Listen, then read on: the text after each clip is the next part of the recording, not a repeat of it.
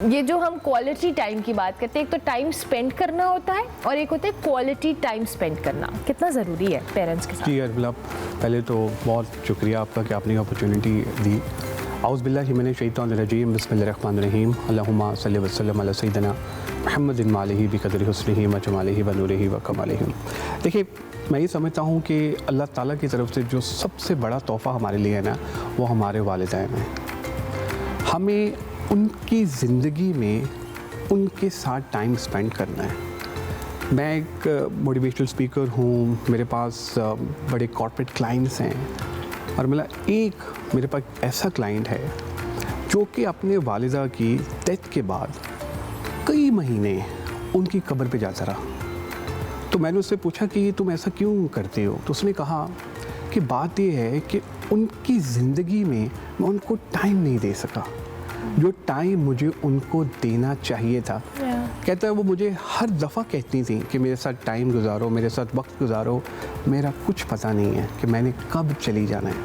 कहता वो रिग्रेट, ऐसा रिग्रेट हसन भाई कि मैं ना भूल नहीं पा रहा। तो हम क्या करते हैं, मतलब हम ये करते हैं, किसी दोस्त का फ़ोन आएगा ना, हम कहेंगे हम आ रहे हैं, हम उसके साथ घंटों स्पेंड कर देंगे।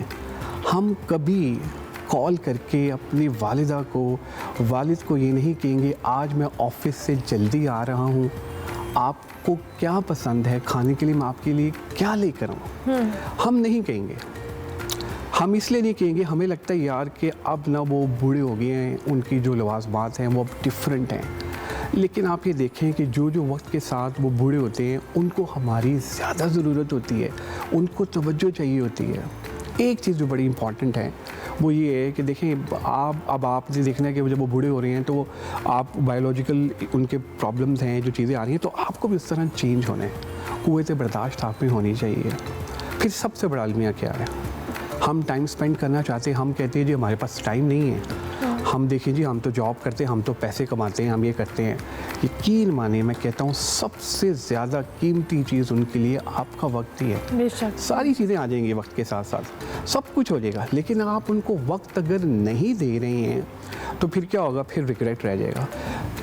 एक इम्पॉर्टेंट चीज़ जो मैं आपसे शेयर करना चाहता हूँ, मेरे एक और क्लाइंट हैं, वो कहते हैं कि उन्होंने बुलाया, उन्होंने कहा यार बात ये है कि हसन मुझे मेरे बच्चे टाइम नहीं देते।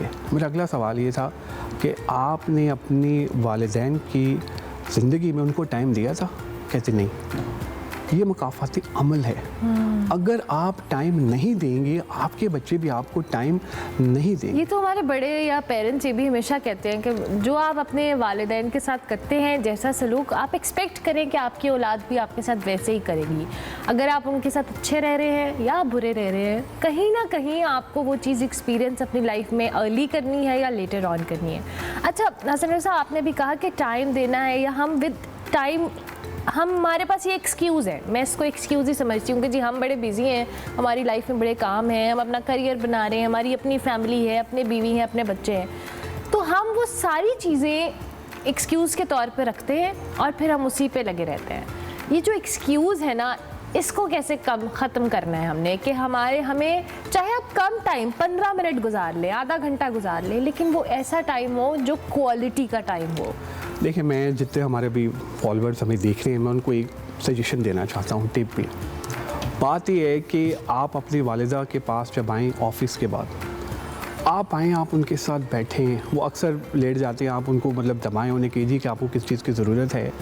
ये एक जुमला कि मैं आपके लिए क्या कर सकता हूँ, आपको किसी चीज़ की ज़रूरत है, तो आप देखें कि वो आपको कहेंगी तुम इतनी लेट आए हो, जब मेरा बेटा तो सो जा जाके, कोई मसला नहीं है। हालांकि वो चाह नहीं है कि टाइम स्पेंड करें, लेकिन क्योंकि उनको लग रहा है कि इसने सारा दिन काम किया है, मेरा बेटा थका होगा।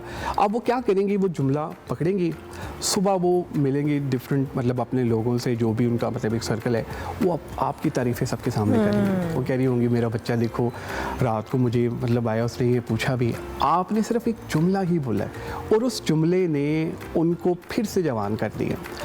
अब आपका जो क्वेश्चन है ना प्रायोरिटी, देखिए हमने ना प्रायोरिटी देनी है। हमने ये सिर्फ एक बहाना है कि जी हमारे पास टाइम नहीं है, ये इशू नहीं है। आपको ये चाहिए कि आप वर्क लाइफ बैलेंस जो है ना वो इम्पॉर्टेंट है। आप अपने पेरेंट्स के साथ टाइम स्पेंड करें, उनके मसले मसाइल लिखें, इश्यूज़ क्या हैं, उनको आप कहाँ ज़रूरत है, फिर उनकी ज़रूरियात को वो पूरा करें। वो खाली पैसा नहीं है, इमोशनली दे नीड यू। क्योंकि देखें जो वक्त के साथ साथ वो बूढ़े हो रहे हैं तो उनके दिमाग के भी कुछ इश्यूज़ हैं, कोई प्रॉब्लम्स हैं, तो अब आपने उनको भी देखना है, आपने उनके साथ हमदर्दी करनी है। बहुत दफ़ा आपने देखा होगा कई लोग हमारे यहाँ पे पेरेंट्स बीमार होते हैं, लोग क्या करते हैं उनको घरों में छोड़ के शादियों पे इवेंट्स पे चले जाते हैं। इतना उनको फील होता है, इतना फील होता है कि यार देखो हमें छोड़ के चले गए। आप वो वक्त याद करें कि जब आप बीमार थे, जब आप बच्चे थे, छोटे थे, तो आपको किस तरह लेके जो है वो लोग हुआ करते थे। मैं आपको ये बताता हूँ, मतलब I am a polio victim. मैं अपने पेरेंट्स को हमेशा जो है मैं ये कहता हूँ कि उनकी वजह से आज मैं जो कुछ भी हूँ सारा क्रेडिट मैं उनको देता हूँ। मेरी वालिदा जो थी वो हमेशा मुझे डिफरेंट हॉस्पिटल्स में लेके जाती रहीं और इलाज कराती रहीं। तो वो अक्सर भी मैं ये भी कहना चाहूँगा कि जिन्होंने पोलियो के कतरे नहीं पिए उनमें से मैं एक हूँ कि मैंने पोलियो के कतरे नहीं पिए थे। तो मेरी वालिदा ने हमें बहुत मेहनत की और मुझे जो इसके ऊपर उन्होंने काफ़ी मतलब चीज़ें बेहतर हुई और इससे हुआ। तो मैं ये कहता हूँ कि आप अपने जो पेरेंट्स हैं ना उनका देन नहीं दे सकते। जो मर्जी हो जाए, आप जो मर्जी कर लें, आप कुछ भी नहीं। आप क्या कहते हैं ना मैं तो बड़ा कुछ कर रहा हूँ, आप कुछ नहीं कर रहे भाई। जो उन्होंने आपके लिए किया है ना आप उनके लिए कुछ नहीं कर रहे। You can't even imagine, हमें तो शायद हमारी मेमोरी में वो चीज़ें भी नहीं है जो वो पेरेंट्स करते रहते हैं। एक काम करें, सिर्फ एक काम, उनको वक्त दे दें। अपनी ज़िंदगी में उनको थोड़ा सा वक्त दे दें और वो क्वालिटी टाइम दे दें।